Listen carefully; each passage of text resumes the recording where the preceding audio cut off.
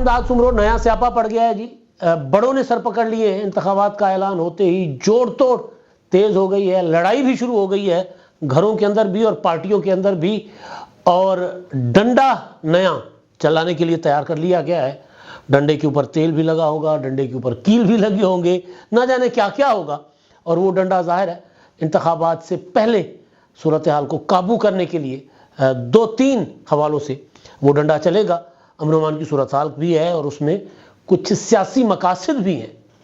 تو election commission نے انتخابات کا شیڈول کل پرسوں جاری کر دیا سپریم کورٹ کے آرڈر کے بعد, اور اس کے بعد جناب انتخابی مہم جو ہے وہ پلاننگ اس کی ہونا شروع ہو گئی ہوئی ہے. کیونکہ پہلے تذبذب تھا, غیر یقینی تھی, کسی کو پتہ ہی نہیں تھا کہ انتخابات ہوں گے یا نہیں ہوں گے, طرح طرح کے جو ہے وہ افواہیں گردش کر رہی ہوتی تھی. تو اب جب یقین ہو گیا کہ انتخابات ہونے جا رہے ہیں, تو یقین 2 چیزوں سے ہوا ہے. ایک, میری بات ہو رہی تھی کل ایک بہت بڑے لیڈر سے, میں نے ان سے پوچھا, وہ سارے اس انتخابی معاملات جوڑ توڑ اس میں وہ اس وقت سب سے آگے سب سے تیز چل رہے ہیں. میں نے ان سے پوچھا, میں نے کہا جی اب بتائیں کیا لگتا ہے کہ انتخابات ہوں گے, غیر یقینی ختم ہوئی یا نہیں ہوئی؟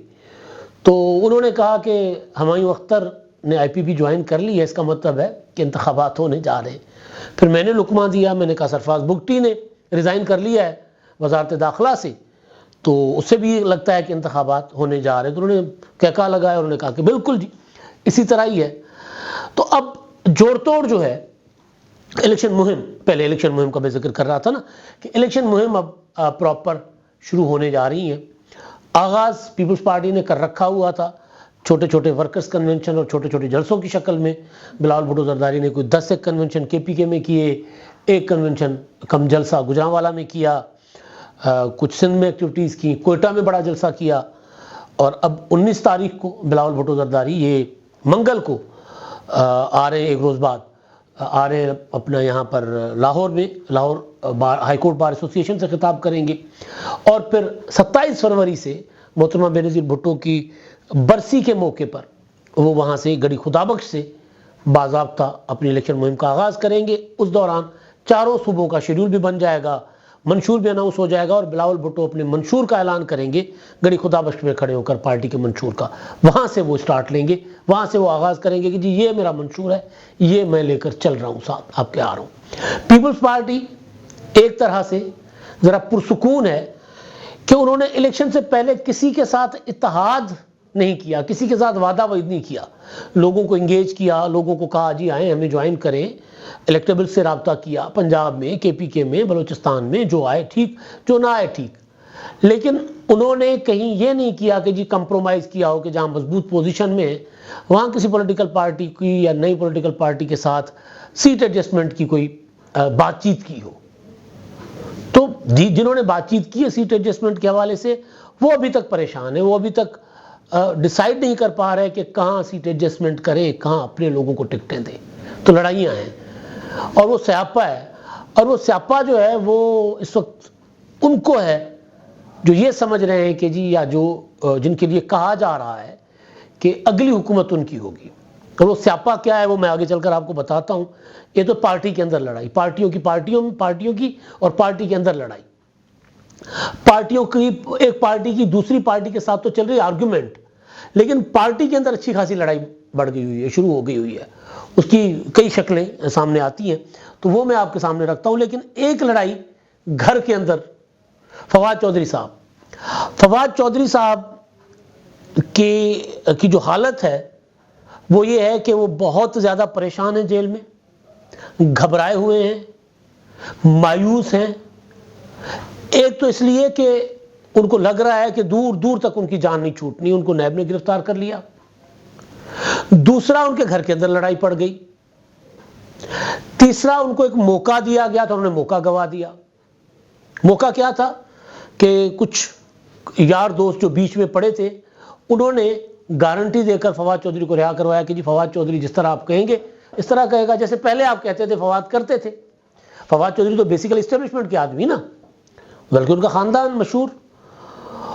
تو فواد چودھری نے باہر آ کر وہ کمنٹمنٹ توڑ دی. پریس میں نہیں آتے تھے, میڈیا میں بات نہیں کرتے تھے, لیکن ڈرائنگ روم کے اندر، سفارت خانوں میں ادھر ادھر جا کر لابنگ کر رہے ہوتے تھے عمران خان صاحب کے لیے. اور اب تو کیونکہ باتیں بہت کھل گئی ہیں، میں پہلے بھی یہ بتا چکا ہوا ہوں کہ جہانگیر ترین صاحب کے بھائی کے عالمگیر خان کے کلوں پر میری فواد چودھری صاحب سے ملاقات ہوئی، بڑی لمبی گپ شپ رہی ان کے ساتھ.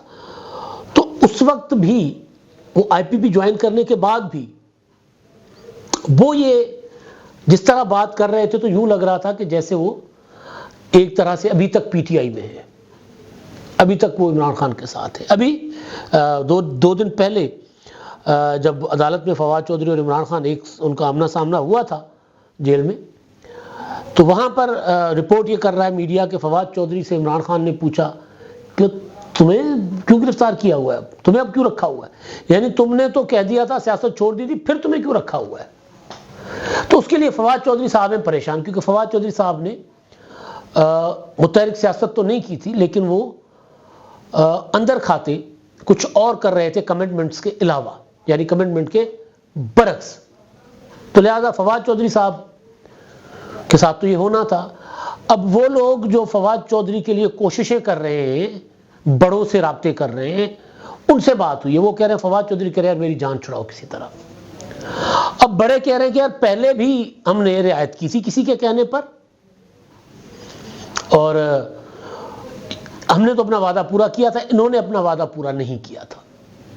ایک تو یہ پریشانی ہے فواد چودھری صاحب کو. دوسری فواد چودھری صاحب کو پریشانی یہ ہے کہ ان کے گھر میں لڑائی پڑی ہوئی ہے. ان کے بھائی فیصل چودھری اور ان کی دوسری اہلیہ جو ہیں، دوسری بیگم جو ہیں ہبا چودھری صاحبہ، وہ آمنے سامنے ہیں. اور ایشو ہے الیکشن کون لڑے گا. خبریں یہ ہیں کہ فیصل چودھری صاحب چاہتے ہیں کہ جو فواد چودھری کا حلقہ ہے N61 جہلم، وہاں سے انتخابات جو ہیں وہ لڑے. فواد چودھری کیونکہ نہیں لڑ سکتے جیل میں، تو لہٰذا وہ خود الیکشن لڑیں. وکیل بھی ہیں اور پی ٹی آئی کی پالیسی یہی ہے کہ وکیل الیکشن لڑے، لیکن پی ٹی آئی میں ہو نہ ہو آزاد حیثیت میں لڑیں گے تو بھی پی ٹی آئی کا ووٹ پڑ جائے گا. لیکن فواد چودھری کی جو اہلیہ ہیں ہبا چودھری، وہ کہتی ہیں فواد چودھری جیل سے الیکشن لڑے گا، میں الیکشن کیمپین چلاؤں گی. کل انہوں نے ایک ایکس پر، ٹویٹر پر ایک ٹویٹ کیا ہے جس میں انہوں نے لکھا ہے جہلم فواد کا، فواد چودھری جہلم سے ہیں اور جہلم فواد کا ہے. اب کسی کو کوئی شک و شبہ نہیں رہنا چاہیے کہ فواد جیل میں رہ کر بھی انتخابات میں حصہ لیں گے. فواد کی انتخابات کی مہم کا آغاز 18 دسمبر سے شروع کرنے جا رہی ہوں. سوموار صبح 11 بجے جہلم پریس کلب میں جہلم کے عوام سے ملاقات ہوگی. یہ بات فواد نے ایک پمفلیٹ بھی اپنا بنایا ہے جو اپنی تصویر فواد چودھری کی تصویر کے ساتھ انہوں نے اپنا ایکس پر شیئر کیا ہے. خود انہوں نے اپنا ہرے رنگ کے کپڑے پہنے ہوئے ہیں اور خوبصورت سا پوسٹر ہے. اب یہ بتا رہا ہے کہ جناب فواد چودھری کے گھر کی لڑائی جو ہے نا وہ آ گئی ہے بہت آگے تک. اچھا جی، یہ ہوا معاملہ. اب دوسری جو معاملہ ہے نا جو سیاپا ہے اصل، وہ پڑا ہوا میاں نواز شریف صاحب. میاں نواز شریف صاحب نے بہت سی کمنٹمنٹس کر کے معاملات اپنے طے کیے. اب جب پاکستان آئے تو صورتحال ڈیفرنٹ ہے.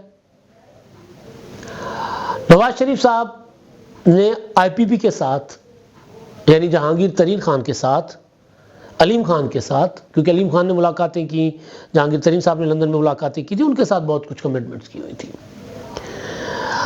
اب سیٹ ایڈجسٹمنٹ کی بات شروع ہو گئی. طے ہوا، اتفاق ہوا کہ سیٹ ایڈجسٹمنٹ کریں گے. تو سیٹ ایڈجسٹمنٹ میں جو حصہ یا جتنی سیٹیں آئی پی پی مانگ رہی ہے، نواز شریف صاحب دیتے ہوئے پریشان ہو رہے ہیں اور پارٹی نے مخالفت کر دی ہے. ہمارے دوست عاصم نصیر ہیں، ان کی خبر ہے، پھر میں نے اس کو کاؤنٹر چیک کیا دونوں سائڈ سے، تو مجھے یہ پتا چلا کہ جناب میاں نواز شریف صاحب اس معاملے کو لے کر پریشان ہیں. عاصم نصیر صاحب کا تو یہ دعویٰ ہے کہ کوئی آئی پی پی قومی اور صوبائی اسمبلی کی کل سیٹیں ملا کے 45 سیٹیں مانگ رہی ہے. میرے سورسز جو کہہ رہے ہیں، جو آئی پی پی کی طرف سے ہیں، وہ یہ بتا رہے ہیں کہ جی 13 سے 14 قومی اسمبلی کی پنجاب میں اور 40 صوبائی اسمبلی کی سیٹوں پر ہم نے سیٹ ایڈجسٹمنٹ کا کہا ہے. اب نواز شریف صاحب نے پارٹی کے اندر یہ بات رکھی تو پارٹی کے اندر انہوں نے جب بات رکھی تو پارٹی نے کہہ دیا کہ نہیں میاں صاحب بڑا نقصان ہوگا اس کا. فرض کر لیتے ہیں, ہم نام نہیں لیتے کسی کا, کہ لاہور میں کہا جا رہا ہے کہ 4 سیٹیں قومی اسمبلی کی اور 8 سیٹیں صوبائی اسمبلی کی مانگی جا رہی ہیں آئی پی پی کی طرف سے. کمٹمنٹ کی ہوئی ہے بھائی, پوری کرنی ہے کہ جہاں آپ کے کینڈیڈیٹ تگڑے ہوں گے وہاں ہم آپ کو سپورٹ کریں گے, کیا اتنی سیٹیں ہم آپ کو دیں گے, پہلے سے کمٹمنٹ ہوئی ہے. اب وہ توڑ کیسے سکتے ہیں نواز شریف صاحب؟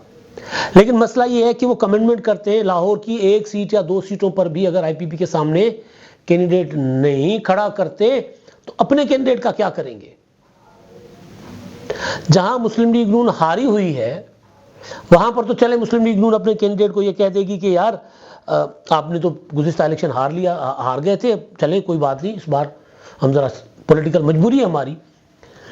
لیکن وہاں بھی وہ بھی سیٹیں مانگی جا سکتی ہیں جہاں پر آئی پی پی کی بڑی لیڈرشپ کھڑی ہے اور وہاں پر مسلم لیگ نون کی پوزیشن زیادہ مضبوط تھی پیچھے ماضی میں. اب میری بات ہوئی تو جو آئی پی پی کی سائیڈ ہے وہ سرویز کی بنیاد پر کہہ رہی ہے کہ جی مسلم لیگ نون جتنا بھرم دکھا رہی ہے اتنی مضبوط نہیں ہے. نواز شریف صاحب اگر سیٹ ایڈجسٹمنٹ نہیں کریں گے تو آئی پی پی اپنے کینڈیڈیٹ انڈیپینڈنٹ اپنا خود الیکشن لڑ سکتی ہے. یعنی آئی پی پی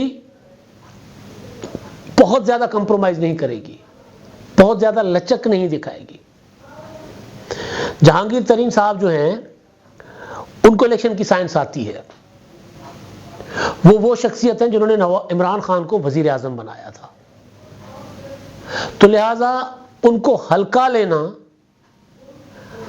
یہ پرابلم ہوگا مسلم لیگ نون کے لیے, اور ان کے ساتھ کی گئی کمٹمنٹ پوری کرنا بھی پرابلم. میاں نواز شریف صاحب جو ہے نا وہ 2 طرفہ پھنس گئے ہوئے ہیں. کمٹمنٹ ہے سیاست میں کی ہے, پوری کرنی پڑے گی, 2-4 سیٹوں کے فرق سے وہ کرنی پڑے گی.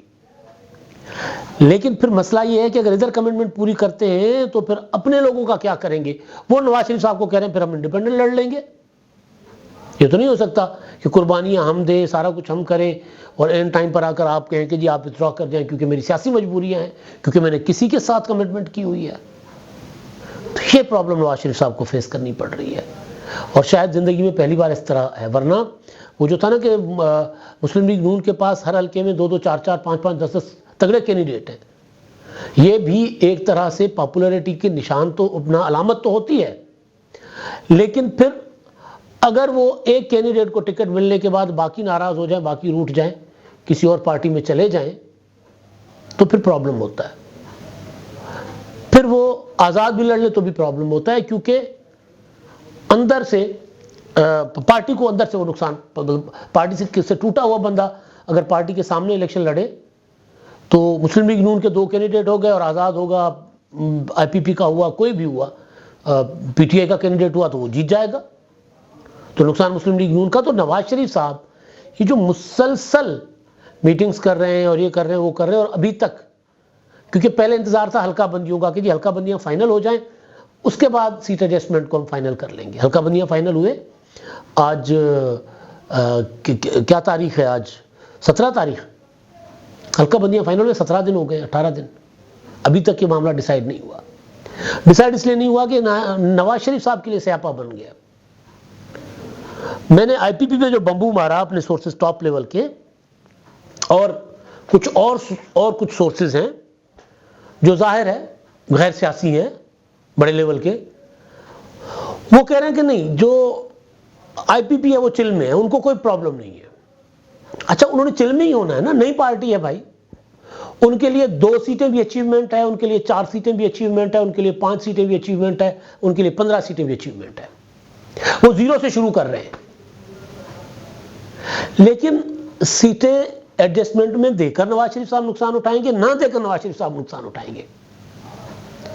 یہ پرابلم نواز شریف صاحب کے لیے ہے. اور نواز شریف صاحب شروع میں تو کہتے ہیں کہ کمٹمنٹ کچھ قوتوں کے ساتھ کر بیٹھے, مگر اب نبھانا پرابلم ہو رہی ہے.